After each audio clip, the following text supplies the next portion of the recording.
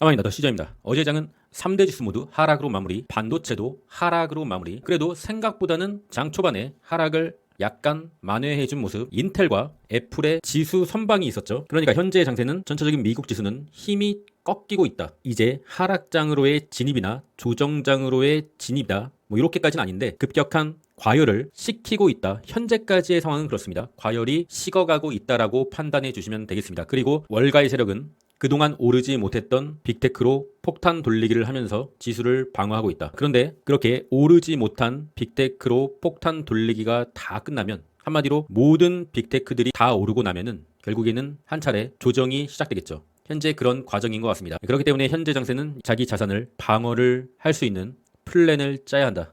어제는 GDP가 예상치보다 상당히 높게 나옴에 따라서 다음 달에 금리 인하를 하지 않을 수도 있겠다. 경제가 좀 나빠져야 금리 인하를 할 명분이 생기는데 경제가 너무 탄탄하니까 금리 인하를 하지 않을 수도 있겠다라는 기조로 하락을 한 것이죠. 그리고 오늘은 PC 물가지수 노무라는 예상치보다 약간 의미는 없죠. 약간 높은 0.218로 예상하고 있습니다. 이렇게만 나와준다면 괜찮을 텐데. 그리고 다른 기관의 예상치도 이 코어 PC를 봐야 됩니다. 근원 컨센인 0.20에 비해 거의 비슷한 수치로 예상하고 있습니다. JP 모건 이 양아치 증권사만 살짝 높게 예상을 하고 있네요. 어제도 말씀드렸다시피 이 지표는 너무 높게 나와도 시장에 충격을 주고 너무 낮게 나와도 시장에 충격을 줍니다. 그냥 예상치와 똑같이 나오는 게 그게 제일 좋습니다. 설사 예상치보다 낮게 나온다고 하면 증시가 순간적으로 급등을 할 거니까 현재 약간의 공포에 사로잡힌 시장 참여자들은 이때다 싶어서 매도를 할 것이고요. 예상치보다 높게 나오면은 이거는 뭐 나가리니까 그냥 내던질 것이다. 그러니까 높게 나와도 내던지고 낮게 나와도 내던진다. 때문에 그냥 예상치와 동일하게만 나와다오. 그리고 소비자 기대 지수,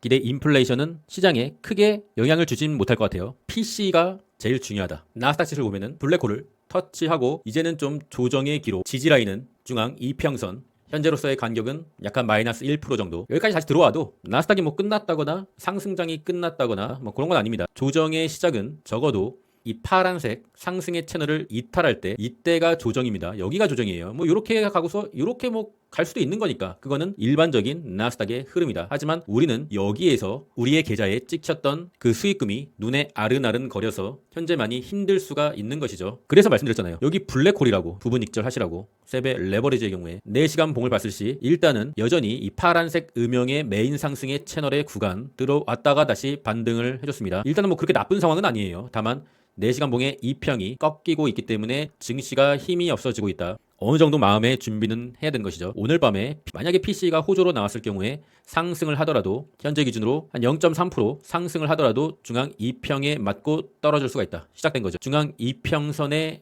벽 맞고 떨어지고 이렇게 될 수가 있는 거예요. 힘이 없으니까. 중앙 이평을 돌파해야 지지받고 다시 이렇게 오를 수가 있는 것인데, 그러니까 이렇게 중앙 이평선 밑에 캔들이 있으면은 좋지 않은 겁니다. 현재 힘이 약한 거고 증시에 어떤 상승의 트리거가 없는 한 계속적으로 올랐다가 떨어지고 올랐다가 떨어지는 현상이 반복될 수가 있다. 엔비디아는 계속 횡보를 하고 있는 것 같아요. 횡보를 하고 있는데 고점과 이 저점이 낮아지고 있다. 이게 조금 걸리는데 엔비디아가 어쨌든 올라야 증시가 오릅니다. 엔비디아가 오르지 않고 다른 뭐 인텔이나 뭐 이런 걸로 오르면은 지수가 잠깐 올랐다가 다시 내려요.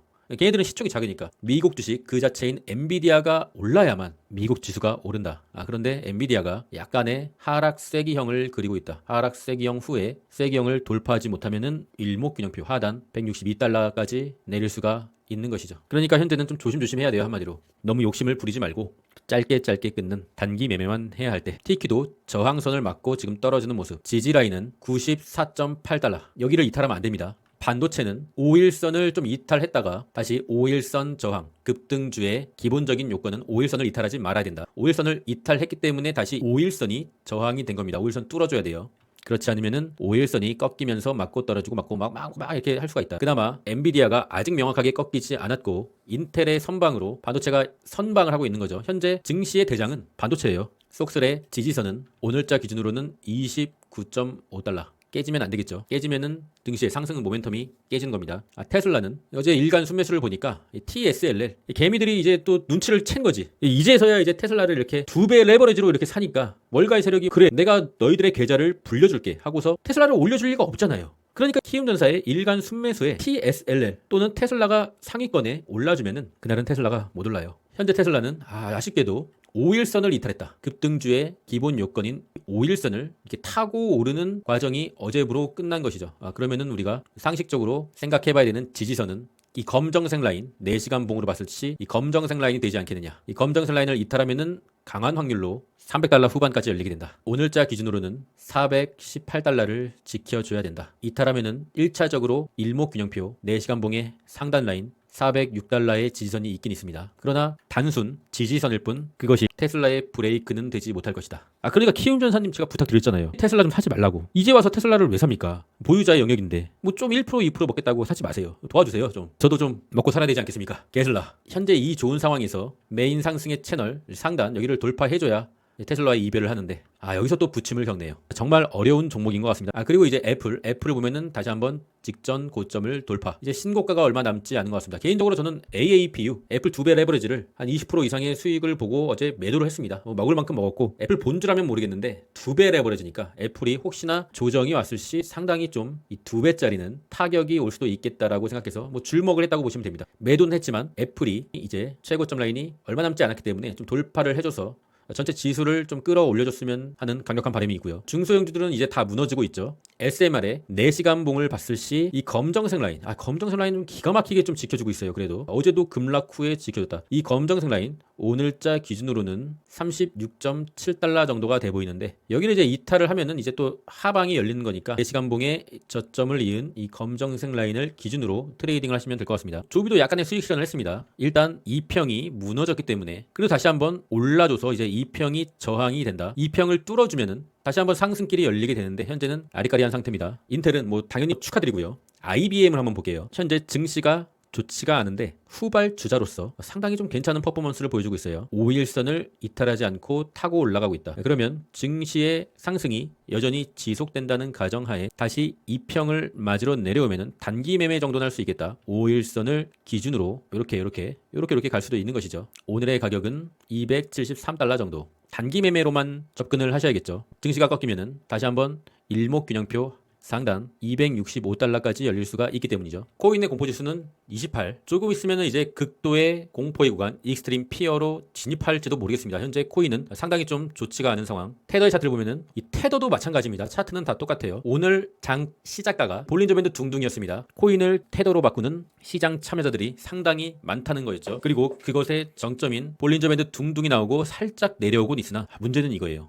테더의 2평이 상방으로 틀었다. 그리고 코인의 추세가 다 꺾여버렸다. 아무리 코인이 꺾여도 파동을 그리면서 내리기 때문에 이런 구간 단기 매매는 해도 되겠으나 적극적으로 이제 저점인가 하고서 매매하는 건 굉장히 위험한 차트의 상태다. 일단은 테더가 볼린저 밴드 둥둥이니까 다시 한번 이 볼린저 밴드 안으로 들어오는 흐름을 보여줄 수 있겠으나 추세 채널 상단까지 돌파하는 굉장히 센 코인의 조정이기 때문에 코인을 무조건 존버보다는 약간의 손절도 필요한 상황입니다. 계속 이렇게 테더가 이렇게 오르면은 굉장히 좀 조심스러운 말인데 항상 우리는 최악을 대비해야 되니까 코인의 시즌 종료까지 시나리오에 넣어야 되는 상황이 왔습니다. 비트코인은 계속된 하방의 채널 여기서는 강하게 투자를 고려해서는 안 된다. 적어도 코인 시즌이 끝난 게 아니라고 하면 다시 채널 옆으로 이탈하는 상황이 올 것이고 그때서야 횡보를 하는 걸 확인하고 들어가도 늦지가 않습니다. 비트코인은 신념이 있어야 돼요. 믿음과 신념. 그것이 뒷받침되지 않으면은 어쩌면 현재가 비트코인을 살 기회가 될지도 모르겠지만 신념이 없으면은 현재는 투자를 해서는 안 된다. 게더리움의 마지막 지지선 3,770달러. 오늘자 기준입니다. 메인 상승의 채널 이탈한 거죠. 그리고 시즌 종료의 채널 파란색 하단선. 이때도 시즌 종료가 다시 한번 되려다가 극적으로 지지를 받고 상승의 성공. 지금도 시즌 종료가 지금 될랑말랑한 상황인데 지지받으면은 다시 한번 메인 상승의 채널까지 도전을 해볼 수는 있겠죠. 하지만 이탈하면은 여기는 이제 없어요. 지지선. 물론 이런 건 할 수 있습니다. 완벽한 하방의 추세라도 수직으로 떨어지는 않으니까 뭐 이런 식으로 떨어질 거 아니에요. 만약에 끝났다라고 하면 그러면 이런 구간에 단타를 먹는 그런 단기 트레이딩을 할 수 있습니다. 하지만 그것은 고수의 영역이다. 현재 코인의 투자는 굉장히 신중하게 해야 되며 어쨌든 간에 시드의 메인은 미장이 되어야 한다. 그리고 그 여러분과 저와의 어제 약속이 있었잖아요. 그저께 좋아요 700개가 나오고 어제 영상이 582개가 나왔습니다.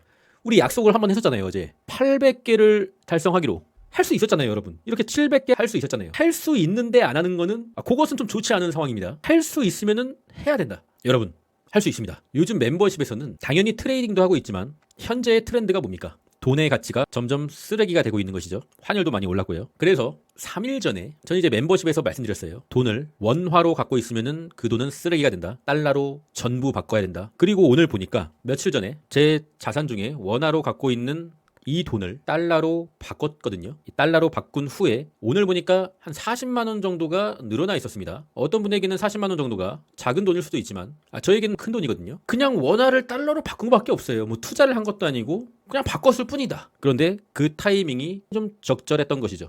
현재는 자산을 급격히 불린다기보다는 방어를 해야 할 때, 오늘 밤 여러분의 좋아요를 한번 제가 끝까지 한번 추적해 보겠습니다. 잠자는 동안에도 돈이 들어오는 방법을 찾지 못한다면 당신은 죽을 때까지 일을 해야만 할 것이다. 워렌 버핏. 그럼 전 끝까지 하겠습니다. 이상입니다.